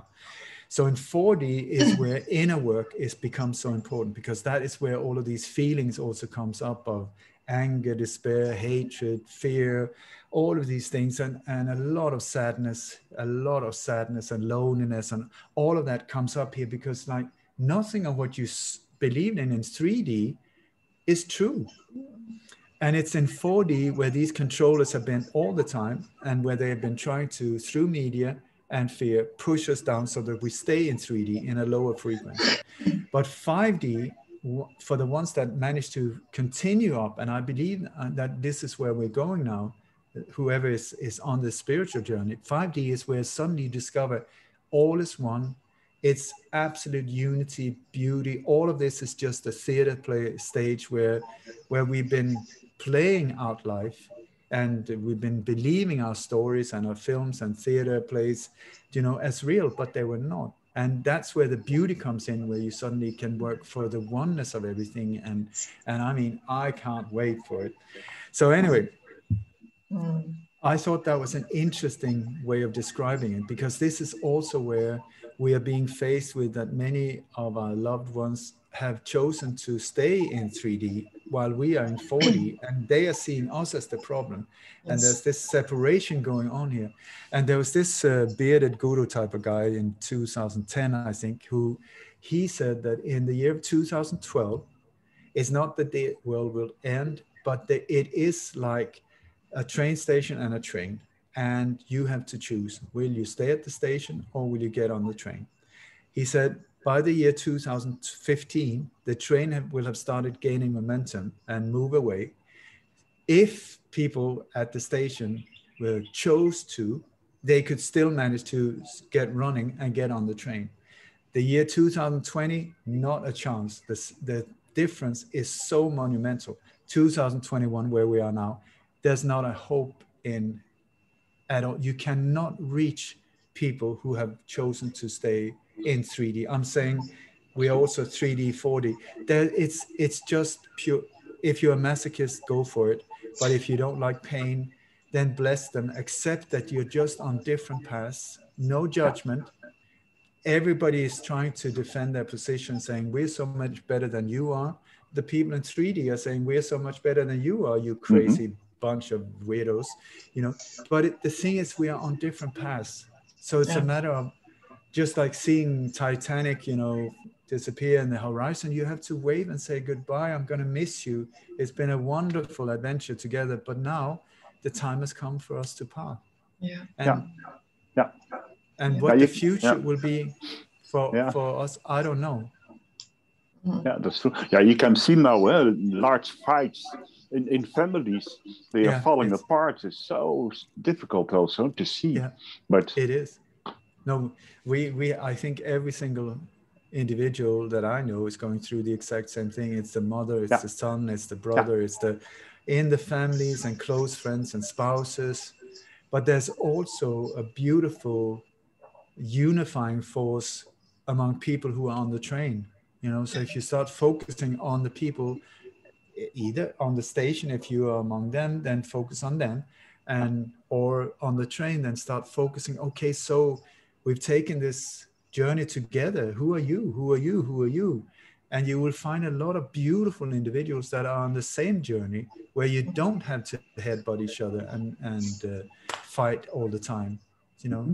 Yes, So that it's is a bit like teenage kids as well. They have to leave the nest, and so you can headbutt and try to control them, or you can bless them, love them, and let them go, and let them. So it's like, what can I don't know. I just know that I do my best, and I try not to judge. And then, but can I say there's one thing I really would like to, that I love about fear. Do you know, when you look at how we're being controlled, there's only one weapon they have against us. It's fear. Take away fear, they've got nothing. They've got nothing. Yeah. If they say, do that, or I will, or you will what? I will chop your head off. If you say, well, do it. You take away all the arsenal from, they have nothing. You know, if you don't fear death, even, it's really hard for them. But if you bow down right away, pull down your pants and say, I surrender, do whatever you want, they got you by the balls, literally. So the beauty of fear is that, where is fear, Heidi? Where, can you please describe fear? Is it square? Is it blue? Is it under your armpit? Where is your fear? It's only in the mind. Yes. Okay, so that's good news, because if it's not real out there and it's only in my mind, I have a possibility to deal with it. So the beauty of the male brain, at least, but I think the female brain as well, there can only be one thought at a time and only one feeling. So you can't be terrified and happy at the same time. It's either or, meaning, okay, so that's good as well. And a thought as well, meaning if there's only room for one thought, you can have one fearful thought. You cannot have a happy thought at the same time. But if you can start working with your mind so that you can change the thought, you can start dealing with your fear. And then what I love about fear is also, it's always connected to the future. You're never fearful of something that has happened. You might be fearful of repeating itself, but you're always fearful about something that might happen, that has not even happened yet. Yes. It's always connected to something that hasn't even happened yet. Yeah. So when you look at it, here we are letting ourselves be controlled of something that is only between my ears, that has nothing to do with reality, has not even happened yet, and it's only speculation. What a waste of life. Yes, absolutely. Well, and then when you see that's how they can control us. So when you say, how are we going to do with this flying? I have absolutely no idea. Am I even going to bother about it right here and now when I speak to you? No. No. And I know people, I have met this beautiful new friend I have here. She's just been on a world tour without getting vaccinated, without any PCR tests, because she was just not afraid. She didn't even understand really that she could not, so she just did it. Great. And this is the thing. If you just become, have you seen the Dances with Wolves with Kevin Costner? In the beginning, when he thinks that his whole life is over, his leg is destroyed, and he's just going to be amputated, and he thinks, I'm done, but I don't want to die like a cripple. So he gets on his horse and he does what the native Indians did a lot, you know, where they just surrendered themselves to spirit or whatever, where he just let fear go and just throws up his arms, and he's galloping along enemy lines, and everybody's shooting. No one hits him. No one hits him. And that's when the Native Americans had many different words for when you are in that space. You cannot manipulate it. If you just think, or I'm going to look like I'm fearless, but you're not, you will be hit right away. But there is this magic that happens around it when you surrender yourself totally, knowing that there's no safety net at all. And I think that is where we need to put ourselves here, because there is no security net here.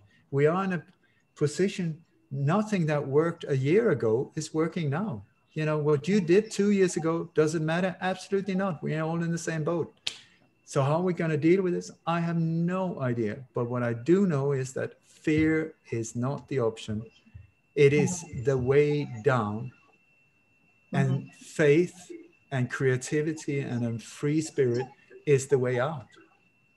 I think it's also a matter of leadership. When, for example, in the Netherlands, and you see it happen in many, many countries at the moment, I see such poor leadership, and it's based on fear and egos. Can I ask you, when you say leadership, what are you talking about? Politicians? Yes, and I want to go, of course, to inner leadership and to inner authority. That are we going to give away our leadership to our governments that really do a poor job at the moment, and anyone can see that? Or do we take our own responsibility and take leadership within ourselves? And I think that's also a journey that we can make it in these times.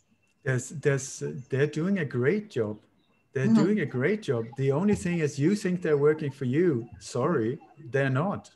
Their job is to get you into a sheep thing where you can be totally. They're doing a great job. Do you think they're working for you? Think again, because that is so not true.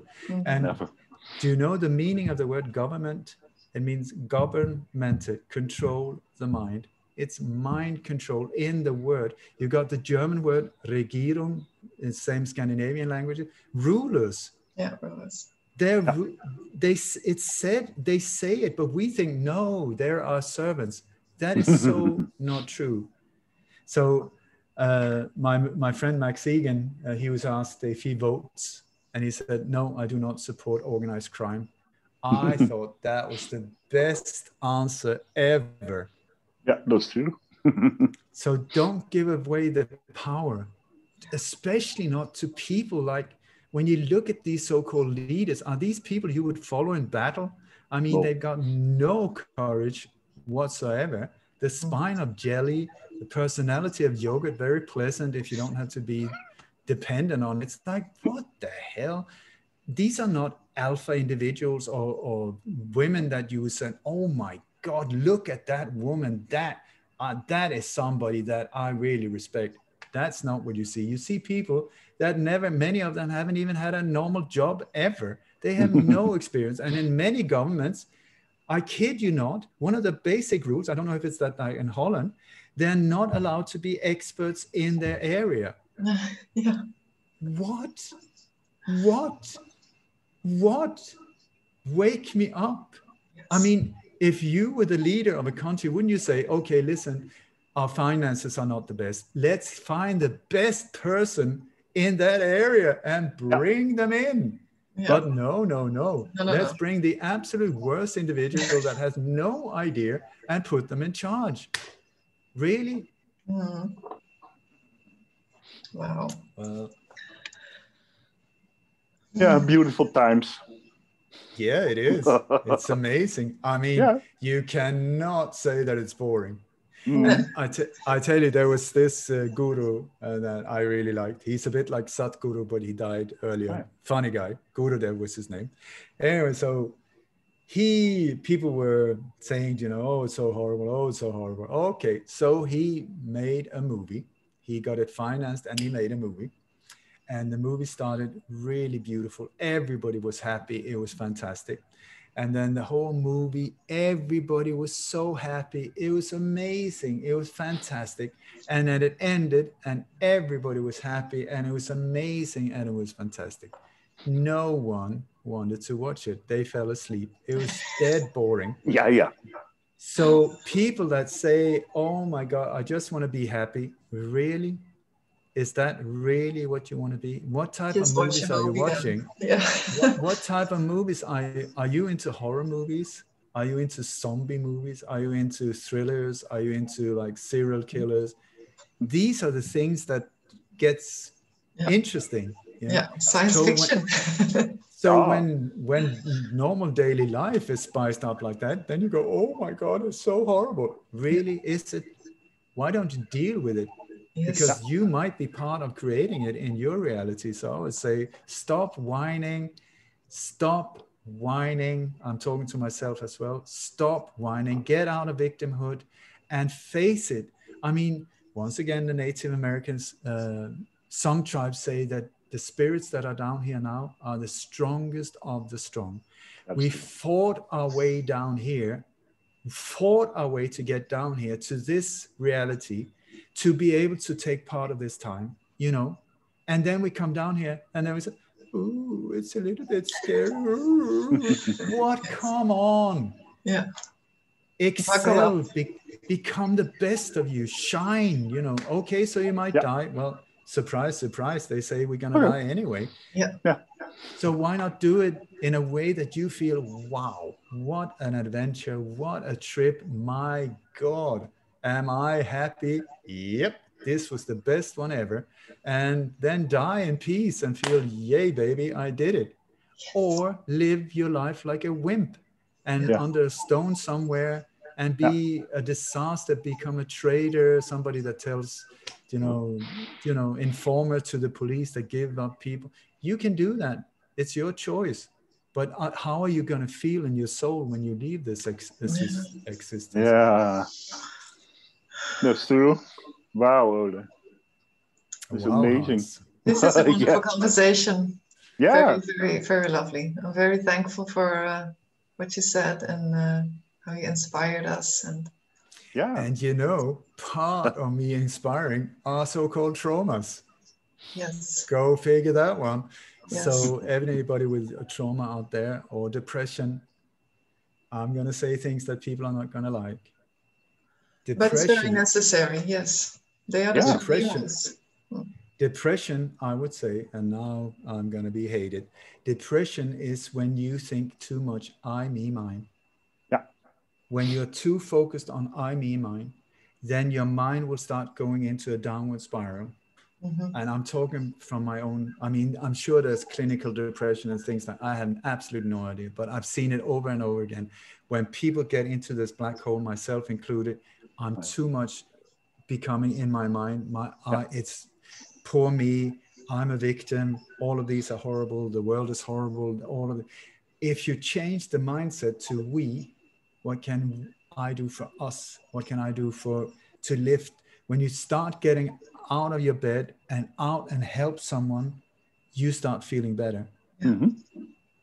It's a beautiful way of curing depression. Get the hell out and do good for the world. And you will find out that, my God, I'm so well off when I compare to people that have real problems sometimes, you know. Go to a war zone, spice things up, and suddenly you won't be so depressed anymore about your own life. Mm-hmm. And no, I did not mean this in a personal way of looking down at people that are depressed, but it is, you know, I've been sitting with a shotgun in my mouth, you know, with a hand on the trigger. Yeah, but the thing was, I didn't want to die.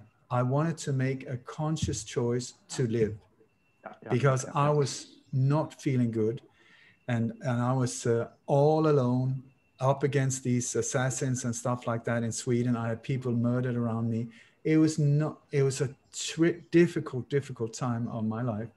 So I had a loaded gun. I put it in my mouth and I had my finger on the trigger, you know, that the difference between life and death like that. So it was loaded, but just like I say, I did not want to die, but I wanted to sort of make a distinct choice. I want to live. I don't want to be in this in between. I want to live. Yeah. And so after a while, I made that decision and then I carefully took the gun and put it away. And then I went out and I shaved off my hair because when you look at many forensic detective stories and so on, you will see that a lot of poisons are stored in the hair. Yeah. And I just felt my hair was totally dead. So I shaved it off, and that was a turning point in my life. Okay. I'm sorry, Hans, you're too late. You can't do it. Anyway. I'm so happy you made that right decision to stay here. Yeah. Yes. That's true. Yeah. Listen, guys, can I finish with a prayer? Of course, please. I'm not a supporter of religions. No, I'm not judging anyone. The way I see it, it's been misused in so many different areas as a control mechanism. Not my favorite, but spirituality, different. So there's this prayer that I love, and it goes like this. May the entire universe be filled with peace and joy, love and light. That is the entire universe. Every single square millimeter be filled with peace and joy, love and light. May everyone, and especially the ones who hurt us, especially the ones who hurt us, be filled with peace and joy, love and light. May the light of truth overcome all darkness. So victory to that light. I've written a book called Re-Mind Me. It was actually after something similar to ayahuasca trip, and I just had this download. It's a small little power book, a 1 hour read that came to me like this. But in it, if anyone is interested of how to deal with your inner demons or whatever it is, it has been very helpful to many people. And Yes. I'm very grateful to have been part of writing it down, but I do not take responsibility for, I'm still reading and thinking, oh, wow, that is great. Wow, that is so amazing. Yeah.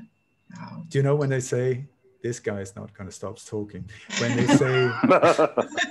they say to be inspired, it means in spiritus. When body and mind aligns, spirit enters. So there's this divine download that most of us experiences from time to time when we get really inspired, and then it comes from above, and boom, and then you know that it's just beautiful. Yeah, great, thank you. Yeah, you have also a great website, Light on Conspiracies. That's a beautiful name, Light. That is, there's my sweetheart Kim that came up with that one. Absolutely, so spot on. Yeah. So thank you so much, Ole. Thank you, Ole. Yes, and please use whoever is listening. If you get inspired by this, then get your gear in and start doing something for these kids. It is enough to just sit here and say, or put the like thing on Facebook, whatever, means absolutely nothing. People are suffering out there. Do something about it. Do for them. Really, it is so many years too late. So many have already suffered incredibly and died and are still doing it. So let's not stop this madness. Yes. Let it stop. That's a wonderful ending. Thank you. Thank you. Thank you for the conversation, and enjoy your evening. That I will for indeed. you. We're going to start the day here, but No, thank you so much for inviting me, and I hope to see you again. Yeah, later. In Holland, in Belgium also, eh? Yeah, who knows? I'm in Southeast Asia now, and until we get out of this madness, maybe I immigrated, because I am not getting on a plane again. It was an absolute horror apocalyptic trip to get here. And yes, boom. But you did it without testing and without all that crap. I had to do the testings, but I didn't. But I did not. Whoa. So I'm not going